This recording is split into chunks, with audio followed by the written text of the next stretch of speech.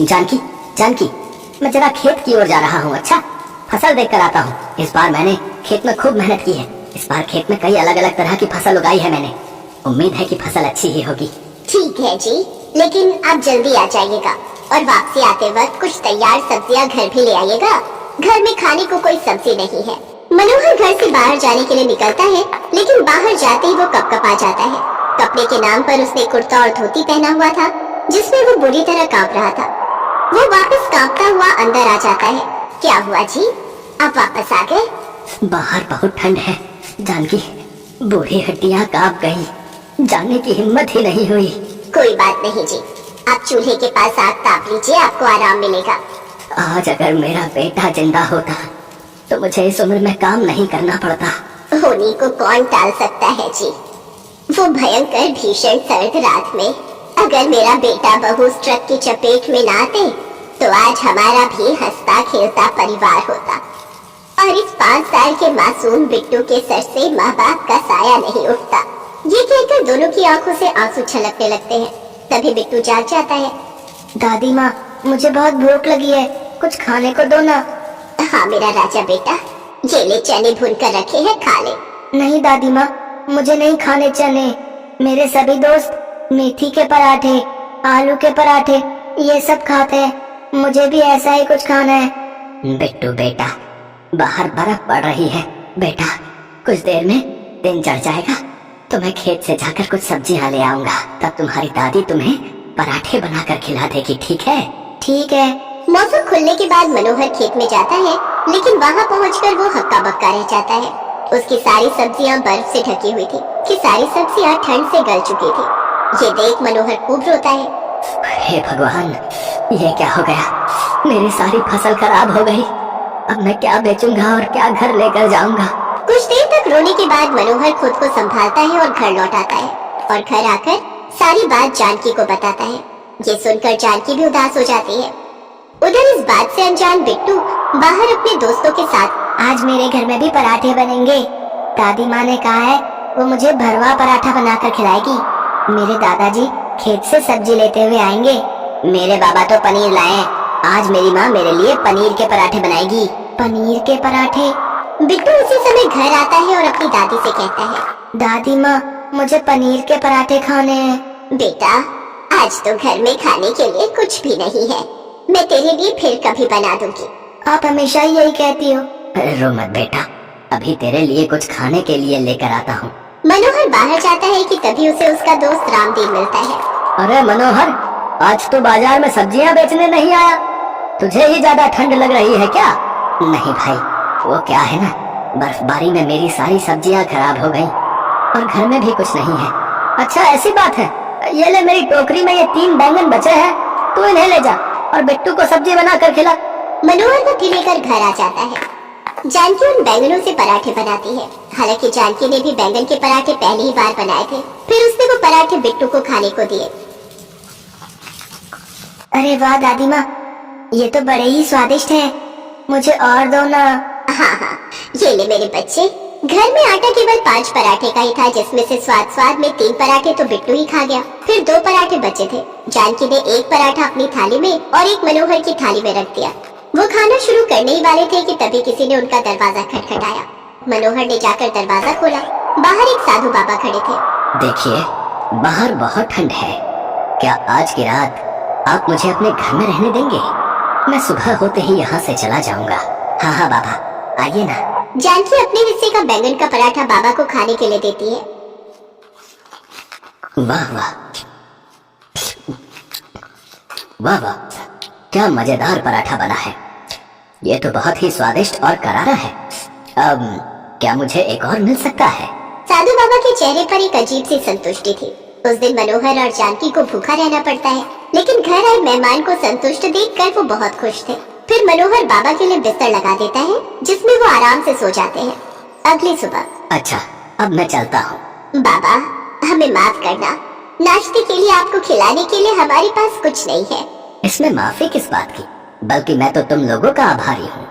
कल तुम लोगों ने अपना भोजन भी मुझे खाने को दे दिया और खुद भूखे रहे। तुम्हारे हाथ के बने बैंगन के पराठे मैं कभी नहीं भूलूंगा। आज के बाद तुम्हारे भंडार कभी खाली नहीं रहेंगे, ये मेरा आशीर्वाद है। फिर बाबा वहाँ से चले जाते हैं। जानकी, मैं खेत में जा रहा हूँ, खेत साफ करके नई फसल लगानी होगी। मैं भी आपके साथ चलती हूँ जी, साथ में काम करेंगे तो काम जल्दी हो जाएगा। तीनों खेत पहुँच जाते हैं। खेत पहुँचकर वो सब हैरान रह गए। खेत में चारों ओर ताजे बैंगन लगे हुए थे। ये चमत्कार कैसे हुआ? कल तक तो यहाँ सारी फसल खराब थी, फिर आज ये ताजे ताजे बैंगन कहाँ से आ गए? मुझे लगता है ये चमत्कार उन बाबा के आशीर्वाद के कारण हुआ है। तुम बिल्कुल ठीक कहती हो। वाह, अब तो मैं हर दिन दादी माँ के हाथ के स्वादिष्ट बैंगन के पराठे ही खाऊंगा। हाँ मेरे बच्चे, मैं आज ही तेरे लिए बैंगन के पराठे बनाऊंगी। चलो इसमें से बैंगन तोड़कर ले चलते हैं। मनोहर और जानकी बैंगन तोड़ने लगे, लेकिन तभी एक चमत्कार और हुआ। वो जितने भी बैंगन तोड़ते उतने ही बैंगन और लगते जाते। अरे, ये तो कभी न खत्म होने वाले बैंगन हैं। तो कुछ बैंगन लेकर बिट्टू के साथ घर चली जा, तब तक मैं टोकरी में ये ताजे बैंगन बाजार में बेच कर आता हूँ। ठीक है जी। मनोहर बाजार चला जाता है और जानकी अपने लाए हुए कुछ ताजा बैंगन लाला को देकर उसके बदले में थोड़ा आटा ले आती है और घर आकर बैंगन के पराठे बनाने लगती है। उसके जादुई बैंगन के पराठों की खुशबू इतनी अच्छी थी कि उसके पड़ोसी भी उसके घर में आने से खुद को रोक न पाए। अरे भाभी जी, क्या बन रहा है? बहुत ही अच्छी खुशबू आ रही है। भाई साहब, बैंगन के पराठे बना रही हूँ, आप भी खा लो। भाभी जी, ये पराठे तो बहुत ही स्वादिष्ट है। मैंने तो पहली बार बैंगन के पराठे खाए हैं, लेकिन सचमुच मजा ही आ गया। मैं तो कहता हूँ आप बैंगन के पराठों की ठेली ही लगा लो। तभी मनोहर भी वहाँ आ जाता है। उसे भी रामदीन की बात सही लगती है। मनोहर के खेत में इतने बैंगन होते थे कि बेचने के बाद भी बच जाते थे। जानकी उन बैंगन से पराठे बनाकर बेचना शुरू कर देती है। गांव में उसके हाथ के जादुई बैंगन के पराठे सबको बहुत पसंद आए, जिससे जानकी को खूब कमाई होने लगी। साथ ही मनोहर के ताजे ताजे बैंगन भी बाजार में पहुंचते ही बिक जाते, जिससे उसे भी अच्छे खासे पैसे मिलने लगते हैं और वो 1 घंटे में सब बैंगन बेचकर घर आ जाता। अब उनकी गरीबी दूर हो गई और वो सब खुशी खुशी रहने लगे। मदन एक गरीब किसान था। उसके पास जमीन का एक छोटा सा टुकड़ा था, जिस पर वो खेती करके गुजारा करता था। इस बार उसे पूरा यकीन था कि वो अपनी खेती से अच्छे पैसे जोड़ लेगा, पर गांव में सूखा पड़ गया। बारिश नहीं हुई, इसलिए उसकी फसल खराब हो गई। जमींदार साहब, ये आपके कर्जे के सारे पैसे, आप गिन लो। अरे ठीक ही होंगे, और अगर कम भी हुए तो शहर आ जाऊंगा तेरे से सारे पैसे लेने के लिए। सूखे के कारण मदन को फसल में घाटा हुआ था। इस कारण उसे अपना घर और जमीन बेचकर जमींदार से उठाया कर्ज चुकाना पड़ा। अब उसके पास यहाँ रहने के लिए कुछ भी नहीं था, इसलिए वो अपनी पत्नी और दोनों बच्चों के साथ शहर जाने की तैयारी करने लगा। तुम सारा सामान बांध ले, अब हमारे पास यहाँ रहने के लिए कुछ भी नहीं है। शहर में कारखाने में नौकरी मिल जाएगी, ज्यादा नहीं तो कुछ तो महीनों के पैसे आ ही जाएंगे। सामान क्या ही है, सब तो बिक गया। बस थोड़े बहुत पहनने के कपड़े हैं, वो मैंने इस थैले में भर लिए हैं। चलो बच्चों, देर हो रही है, बस छूट जाएगी। मदन परिवार को लेकर शहर की बस में बैठ गया। सबकी आंखों में आंसू थे। मदन अपने दोस्त रतन के घर पहुंचा। रतन ने उसे काम भी दिलवा दिया, पर चिंता के कारण मदन की तबीयत अचानक खराब हो गई। मदन को रतन के घर रहते कुछ दिन हो गए थे। अब रतन की पत्नी उसे सुनाने लगी, देखो मैंने तुम्हें कहा था 1 या 2 दिन से ज्यादा ये लोग यहाँ नहीं रुकने चाहिए, पर इन्हें यहाँ रुके पूरे 6 दिन हो गए हैं। ये तो तुम्हारे साथ काम करने के लिए आया था और इसने आते ही खटिया पकड़ ली। अब हमने थोड़ी ठेका लिया हुआ है जो इसका इलाज करवाएंगे। इसे बोलो अपनी पत्नी और बच्चों के साथ यहाँ से जाए, वरना मैं अपने मायके चली जाऊंगी। अब मालती, धीरे बोलो, मदन की पत्नी रसोई में ही है, वो हमारी बातें सुन लेगी। अरे सुनती है तो सुन ले, मैं नहीं डरती। मदन की पत्नी सब कुछ सुन चुकी थी।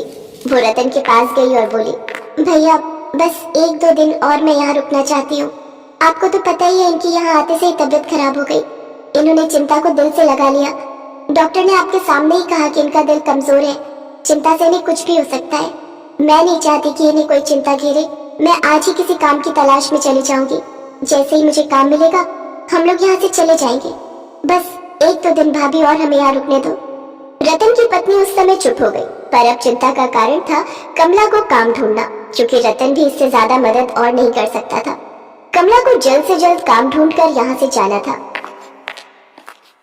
सुमन, राजू, तुम दोनों अपने बापू का ख्याल रखना। और सुमन बिटिया, अगर मालती चाची किसी काम को करने के लिए कहे तो तू कर देना। मैं शाम तक लौट आऊंगी।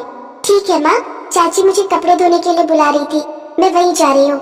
राजू, तू बापू के पास बैठ जा, कमला काम की तलाश में निकल जाती है। चलते चलते वो काफी दूर बाजार में निकल आई। उसे रास्तों का इतना पता नहीं था। कमला काफी थक गई थी। वो सड़क के किनारे बैठ गई। कमला को प्यास भी लगी थी, पर आसपास कोई नल नहीं था। तभी उसकी नजर एक होटल पर गई। थोड़ी हिम्मत करके वो उस होटल के पास गई। भैया, थोड़ा पानी पीने को मिलेगा? बहुत प्यास लगी है। श्याम, इन्हें एक गिलास में पानी दे दे। ये लो। बहुत बहुत शुक्रिया भैया। अब भैया, मैं इस शहर में नहीं हूँ, काम की तलाश में निकली हूँ। क्या मेरे लिए कोई काम मिल सकता है? बहन, यहाँ तो सारे लड़के ही काम करते हैं। खाना बनाने का काम इन्हीं की जिम्मेदारी है। हमारे यहाँ कोई महिला काम नहीं करती, इसलिए मैं तुम्हें नहीं रख सकता हूँ। भैया, वो शांति दीदी ने जो ठेला लगाया है, वो कुछ दिनों से बीमार हैं। उन्होंने मुझे बोला था कि कोई रोटी बनाने वाली हो तो मैं उन्हें बता दूं। अगर वो वहाँ लग जाती है तो बहुत अच्छा रहेगा। हाँ, तो इसमें बुराई क्या है? तू इन्हें उनसे मिलवा दे। जाओ बहन, इसके साथ चली जाओ। ये तुम्हें शांति से मिलवा देगा। बड़ी भली है शांति स्वभाव की, वो तुम्हें काम पर रख लेगी। ठीक है भैया, आपकी बड़ी मेहरबानी। होटल का नौकर कमला को शांति के पास ले जाता है। देखो बहन, ठेला तो बहुत मन से खोला था मैंने, पर क्या करूं, तबीयत खराब के कारण बहुत समय से काम बंद पड़ा है। कर्ज वाले कर्जा मांग रहे हैं, पर मैं पूरा दिन ठेला नहीं लगा सकती। तुम कुछ अच्छा बनाना जानती हो तो तुम वो ठेले पर बेचना शुरू कर दो। जितनी कमाई होगी उसमें से थोड़ा हिस्सा तुम्हें भी दे दूंगी। अगर आप कहो तो मैं बैंगन का भरता और तंदूरी रोटी बहुत अच्छी बना सकती हूँ। गाँव में मेरे हाथ के बैंगन के भरते की सब बहुत तारीफ करते थे। यहाँ भी सबको बहुत अच्छा लगेगा। हाँ, ये बात तो तुमने अच्छी कही। बैंगन का भरता साथ में तंदूरी रोटी और रायता, सब कुछ लोगों को बहुत पसंद आने वाला है। एक काम करो, तुम कल से यही शुरू कर दो। ठीक है, मैं कल से आ जाऊंगी। आपका बहुत बहुत शुक्रिया। मुसीबत की घड़ी में आपने मेरी इतनी मदद की। बस अब तुम्हें मेहनत करनी है। खूब मेहनत से काम करो ताकि हमारी अच्छी कमाई हो सके। कमला शांति से बात करके घर आ जाती है। अगले कुछ दिनों तक वो रोजाना ही सुबह शांति के पास चली जाती और वहाँ पर खूब मेहनत से बैंगन का भरता और तंदूरी रोटी बनाती, साथ में बूंदी का रायता। सब लोगों को इन तीनों चीजों का स्वाद बहुत पसंद आ रहा था। धीरे धीरे शांति के ठेले पर ग्राहक आने लगे। ये देखकर शांति बहुत खुश थी। उसे पता था कि कमला अगर है तो उसकी कमाई है, क्योंकि उसके हाथों में वो स्वाद नहीं था जो कमला के हाथों में था। कुछ दिनों बाद कमला ने एक कमरा किराए पर ले लिया। रतन भैया, आपने हमारा बहुत साथ दिया। मुझे किराए का कमरा मिल गया है, इसलिए अब हम वहीं रहेंगे। मदन का ख्याल रखना भाभी, और किसी भी चीज की जरूरत हो तो मुझे बता दिया करना है। रतन, तूने इतने दिन साथ निभाया, क्या ये कम है? चिंता मत कर, ठीक होते ही तुझसे मिलूंगा। मदन और रतन एक दूसरे के गले लग जाते हैं। कमला किराए का घर लेने के बाद फिर से बच्चों को एक स्कूल में डाल देती है ताकि बच्चों की आगे की पढ़ाई हो सके। कुछ दिनों में मदन की तबीयत में थोड़ा सुधार हुआ। तुम पूरा दिन ठेले पर मेहनत करती हो।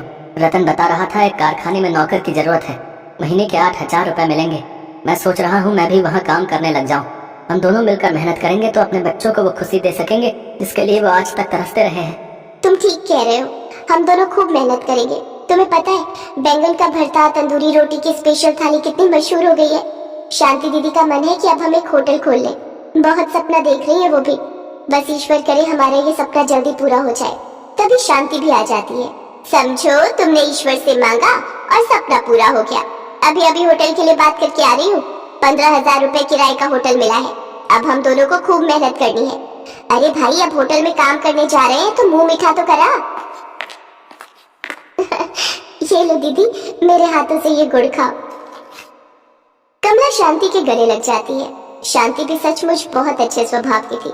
कमला के हाथ के बने बैंगन के भरते को खाने के लिए दूर दूर से लोग आने लगे। गरीब की मेहनत रंग लाई।